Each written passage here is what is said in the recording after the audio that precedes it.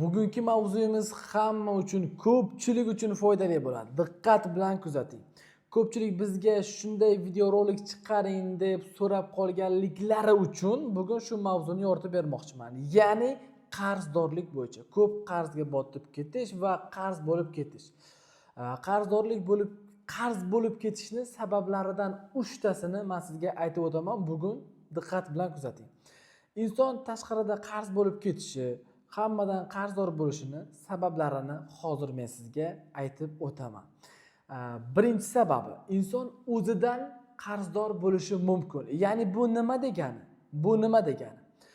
Sizni o'zingizga nisbatan ravo ko'rmaslik, o'zingizga hech narsa olmaslik, o'zingizga hech narsa o'zingiz uchun yemaslik, o'zingiz uchun kiymaslik, o'zingiz uchun qayergadir bormaslik.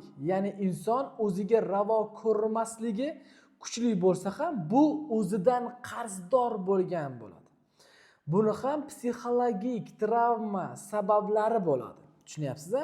Bu insonni o'zidan qarzdor bo'lish, ya'ni o'ziga bo'lgan munosabat juda ham past va yomon degani. Ikkinchi sababini ham aytib o'taman. Diqqat bilan kuzatishda davom eting. Ikkinchi sababi, biz nega qarz bo'lib ketamiz? Agarda insonlarni ichida qandaydir bir ojizlik, qadrsizlik, qandaydir bir tuyg'ulari kuchli bo'lsa, ular tashqarida qarzdor bo'lish orqali qadrsizlanadilar. Qarzdor bo'lish orqali keraksiz bo'ladilar. Qarzdor bo'lish orqali kamsitiladilar. Tushunyapsiz-a? Ya'ni sizga mana shu qarzdorlik ichki holatingizni ko'rsatib berayotgan bo'ladi. Tushunyapsiz? Nega bunday qarzga kirib ketayotganingizni bu ham ikkinchi sababi. Ya'ni sizda o'sha ichingizda qandaydir bir noto'g'ri fikr va xulosalaringizni tashqarida namoyon bo'lishi hisoblanadi. Undan tashqari yana bir sababi, uchinchi sababini men sizga aytib o'taman. Uchinchi sababi bu ham juda ham hammada bor. Noto'g'ri qarorlar. Noto'g'ri qarorlar deganda nima? Aynan eng zo'r telefon olishim kerak. Yo'q, men eng yaxshi mashina olishim kerak. Men uyimni eng zo'ri qila olishim kerak. Noto'g'ri qarorlar. Investitsiyani birinchi rivojlanish, ilm olishga emas, balki noto'g'ri qarorlarga tikish ham insonni qarzdor bo'lishiga sabab bo'ladi. Eng katta sabablardan biri.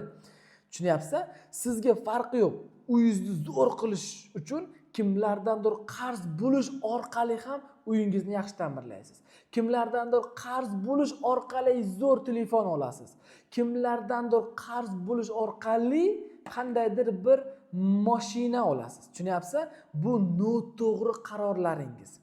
Buni ham psixologik sabablari bor. Inson o'zini kimlargadir isbotlash uchun, o'zini ko'rsatib qo'yish uchun, o'zini qandaydir ma'qullanishi uchun o'sha buyumlarni oladi. Tashqarida qandaydir insonlarni e'tiborini jalb qilish uchun.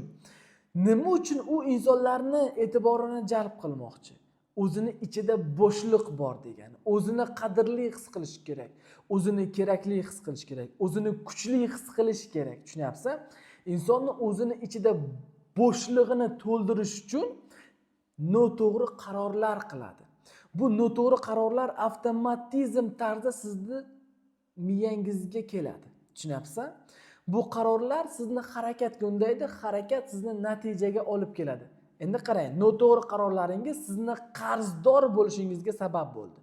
Qarang, e'tibor bering, men 3 ta sababini aytib o'tdim.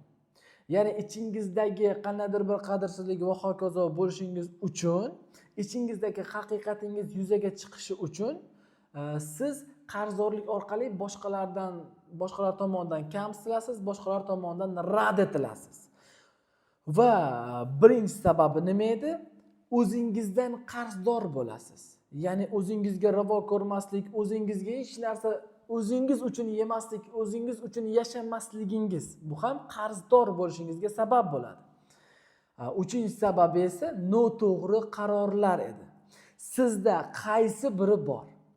Qaysi biri bor? O'zingizdan qarzdormisiz yoki-da ichingizda qandaydir bir qadrsizlik, qandaydir bir nosog'lom fikrlar bormi? Yoki-da siz noto'g'ri qaror qilib qo'yapsizmi? qanaqadir bir qimmatbaho narsalarni olginiz keladimi? Yokida siz qarang, e'tibor bering, mashina olmoqchisiz deylik, yokida uyingizni zo'r qilmoqchisiz. Mana shu uy olaman, mashina olaman degan paytingizda hali ko'rsatib qo'yaman. Hali men zo'rini minaman, ko'radi. Hali men bunaqasini ko'rsatib qo'yaman degan fikrlar bormi sizda? Qaysi biri bor? Bular barchasi sizni qarzdor bo'lishingizga sabab bo'ladi. Bularni ildizi psixologik travmalarga borib taqaladi. Tushunyapsan? Men konsultatsiya jarayonida buni batafsil yordam beraman inshaalloh kuzatuvchilarimga.